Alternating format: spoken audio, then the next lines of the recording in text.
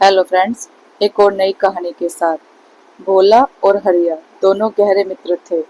दोनों के खेत पास पास थे। दोनों अपने अपने खेतों में मिलजुल कर काम करते थे। एक दिन हरिया ने भोला से कहा, भोला, हम इतनी मेहनत से फसल उगाते हैं, लेकिन फिर भी हमारी गरीबी दूर नहीं होती। हमें कुछ और काम करना चाहिए। यह सुनकर भोला कहता है कि मित्र, ऐसा नहीं है। हमें भगवान जितना दे रहे हैं उसे में खुश रहना चाहिए। यह सुनकर हरिया गुस्सा हो जाता है। वह भोला से कहता है, तू कुछ नहीं समझता।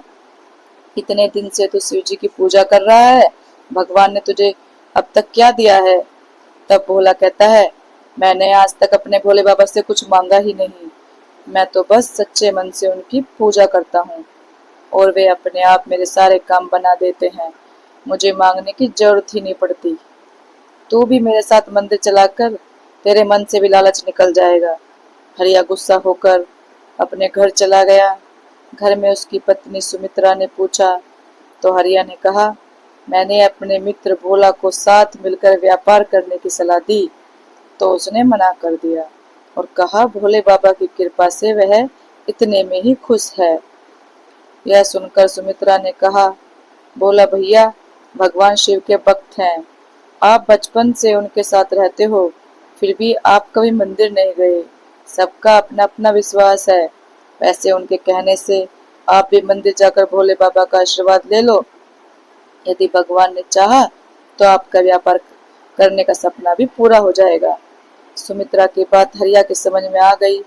वह अगले दिन भोला के साथ शिव जी के मंदिर गया। वहां उसने पूजा की और उसके बाद उसने शिव जी से प्रार्थना की, हे प्रभु, मुझे इतना धन दो जिससे मैं व्यापार कर सकूं। यदि मेरा व्यापार चल गया तो मैं आपके मंदिर में सोने का शिवलिंग चढ़ाऊंगा। उसकी प्रार्थना सुनकर भोला मुस्कुरा रहा था, लेकिन उसने हरिया से कुछ नहीं कहा और वापस आकर अपने खेतों में काम करने लग गया। कुछ दिन बाद हरिया ने कर्ज लेकर व्यापार शुरू किया। भगवान भोलेनाथ की कृपा से उसका व्यापार अच्छे चलने लगा।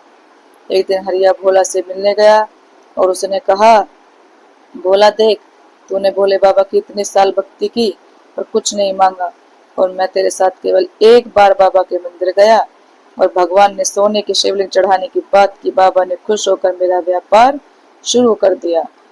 तब भोला ने कहा, तुमने जो मांगा तुम्हें मिल गया। मैंने तो केवल भगवान की भक्ति मांगी थी, इसमें मैं बहुत खुश हूँ। तुम्हारी खुशी धन दौलत में है, मेरी खुशी मेरे भोलेनाथ की भक्ति में है। तब भैया ने घमंड में कहा, देखना, इस साल नवरात्रि पर मैं सोने का शिवलिंग चढ़ाऊंगा, तब पापा मुझे और धनवान बना देंगे। उसकी बात सुनकर भोला मुस्कुरा कर रह गया। भोला ने शाम को घर जाकर अपनी पत्नी कमला को यह सारी बातें बताई। तब कमला ने कहा, आपके भोले बाबा भी भेदभाव करते हैं। आपके मित्र की एक दिन की पूजा से प्रसन्न होकर उसे धन दे दिया और आप इतने सालों से पूजा पाठ कर रहे हैं उसका। कल क्या आप भी मंदिर जाकर बाबा से कहना कि आप भी सोने का शिवलिंग चढ़ाएंगे।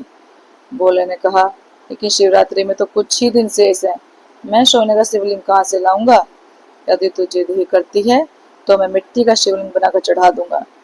उसकी बात सुनकर कमला कुछ नहीं बोली। अगले दिन भोला शिव जी के मंदिर गया और बाबा से कहा, बाबा, मैं इस शिवरात्रि आपके मिट्टी का शिवलिंग अर्पण करूंगा।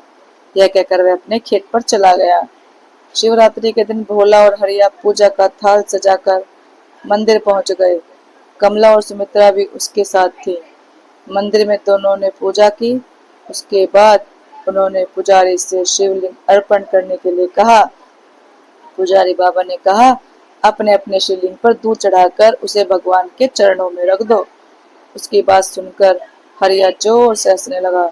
उसने कहा, पुजारी जी, मेरे शिवलिंग पर तो दूध चढ़ जाएगा, लेकिन भोला का शिवलिंग तो मिट्टी का है, दूध चढ़ाते ही वह बह जाएगा। यह सुनकर भोला की आंखों में आंसू आ गए। उसने भोलेनाथ से कहा, बाबा, आज आपके भक्त की परीक्षा है। मेरी निष्काम भक्ति आज धनवानों के आगे फीकी पड़ रही है। मेरी लाज रखना प्रभु। इसके बाद दोनों मित्रों ने अपने हाथ में दूध का लोटा लेकर दूध चढ़ाना शुरू किया। दूध चढ़ाते समय हरिया का सोने का शिवलिंग मिट्टी का बनकर बहने लगा और भोले का शिवलिंग दूध चढ़ते ही सोने का बन गया। यह देखकर भोला खुश हो गया और हरिया रोने लगा। तब भोला ने उसे समझाया, मित्र, भगवान धन से नहीं मन के भाव से प्रसन्न होते हैं। तुम्हारे पास धन आते ही तुम्हारे मन का भाव घमंड में बदल गया, इसलिए तुम्हारे सोना भी मिट्टी बन गया। और मेरा मन निर्मल था, इसलिए मेरी मिट्टी भी सोना बन गई। हरिया ने भोला से माफी मांगी और भोलेनाथ के चरणों में गिरकर रोने लगा। भोला ने हरिया से कहा, बाबा के सामने रोने से तुम्हारा मन भी निर्मल होगा। उसके बाद हरिया और भोला दोनों एक साथ खेती और व्यापार करने लगे। बाबा भोलेनाथ से उनके सारे कष्ट मिट गए। दोस्तों, अगर आपको मेरी ये कहानी अच्छी लगी हो तो लाइक, कमेंट और शेयर करें। चैनल को सब्सक्राइब करें। Thank you.